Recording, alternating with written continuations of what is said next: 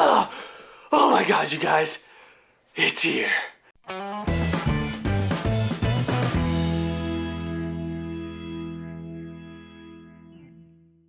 How's it going, everybody? My name is Eric. Welcome to Out of the Groove. And today's episode is going to be what I'm calling a quickie episode. Actually, no, I should probably come up with a better name for that. But in other words, this is just going to be a faster episode. I know I haven't uploaded an Out of the Groove since like Monday or Sunday. It's been 5 or 6 days. I know it's been a little while. But a lot of that was due to the fact that I was working on that NASCAR parody, which if you have not seen, it's probably recommended to you. I'll put a link in the description.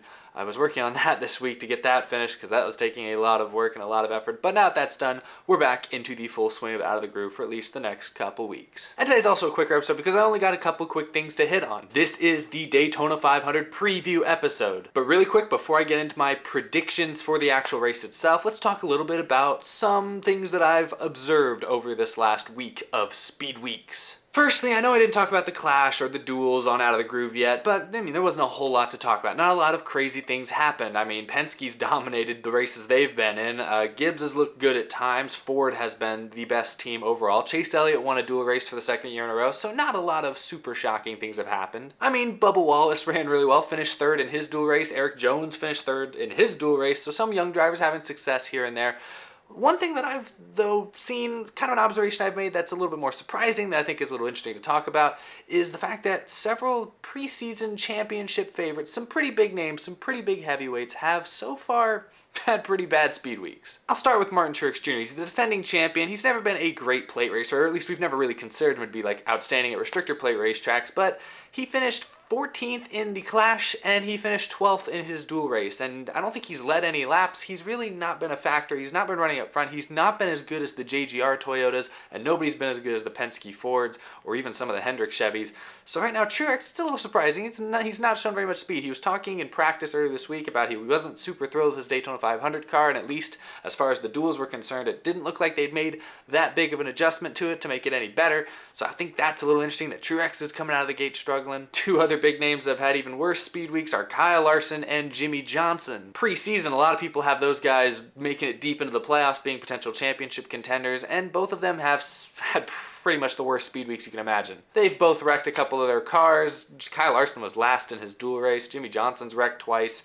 I mean, at least in Jimmy's case, he's used to wrecking a few cars every speed weeks every year, but still, you'd think that at some point Jimmy Johnson would kind of buck that trend and stop wrecking cars, especially because he's so good. And, you know, obviously not all the wrecks were his fault or anything, but just seems like that 48 team, they always start the year rough, it seems. Now, the talk of the garage area this entire week has been about how difficult these cars are to handle in the drafts. That's why we've seen quite a bit of single file racing in the Clash and a decent amount in the duels, because it seems to me these drivers can't even hardly hang on to their cars, even going single file. I mean, Ricky Stenhouse Jr. wrecked 2 drivers in his dual race, and he didn't even touch them. That's how unstable these cars are. And Jimmy Johnson has historically had a tough time not spinning his car out off turn 4 at Daytona, so we'll see how he handles that one. That was one observation I made. Several big name, heavy favorites, heavy title contenders, I guess, have not had a great couple of weeks. Now, one other thing I thought I'd quickly touch on, kind of unrelated to Daytona 500, but it came out yesterday, I believe. Denny Hamlin went on a podcast and apparently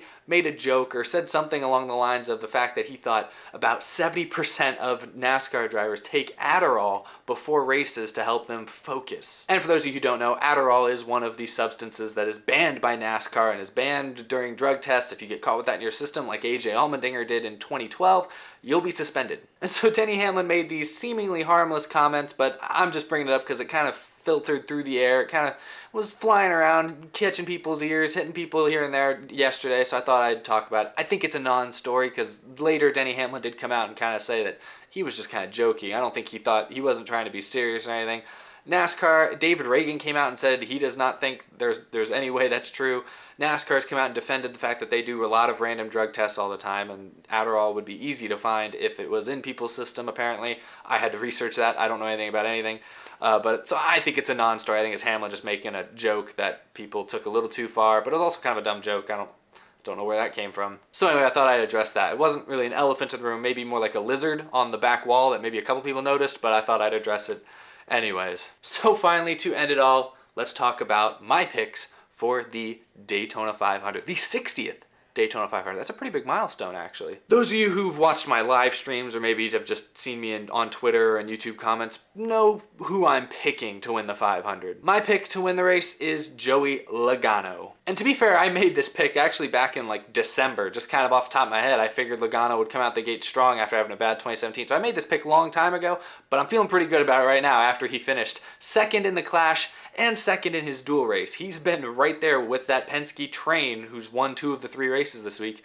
Penske's going to be good, Ford's going to be good, as they always are. Ford last year swept all the plate races. I mean, Stenhouse won 2 of them, Kurt Busch won the 500, and then Brad Keselowski won Talladega in the fall. So Ford dominated the plate tracks last year. I think even though Ford's running the older car, I think Chevy with the new Camaro, Toyota has their newer Camry, I think they're going to be the stronger manufacturers throughout most of the season.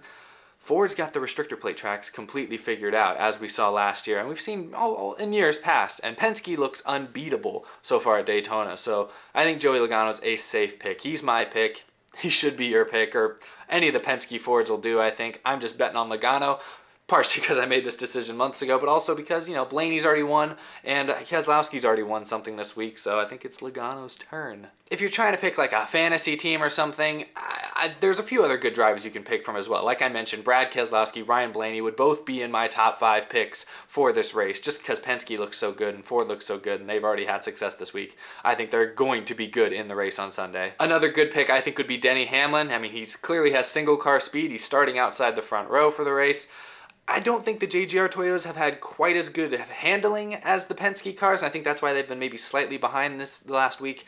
But I think Hamlin's got speed. He's won at Daytona a couple times in the past. He has a 500 win from just a couple years ago. I think Denny Hamlin's a decent pick as well. Or even Kevin Harvick. He's won the Daytona 500 before. He's looked good in the dual races and in the Clash. He's a good plate racer as well. He's a veteran. He's also driving a Ford. It's not a Penske Ford, but it is a Ford.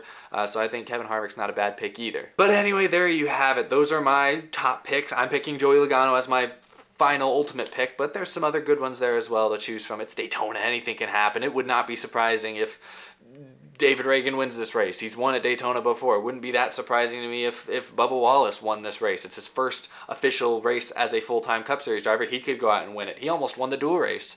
I mean, William Byron will be good. Eric Jones did well in his dual race.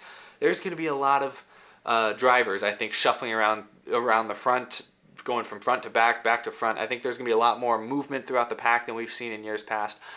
There will be stretches, I guarantee, where they will run 20, 30 laps single file with not a whole lot of passing. Just because, like I said, these drivers have barely made it through their 60-lap dual races without wrecking half the field. I don't know how they're going to be able to go 200 laps and still have enough cars left for a pack at the end of this thing. So they're going to probably run some single file, try to play it safe.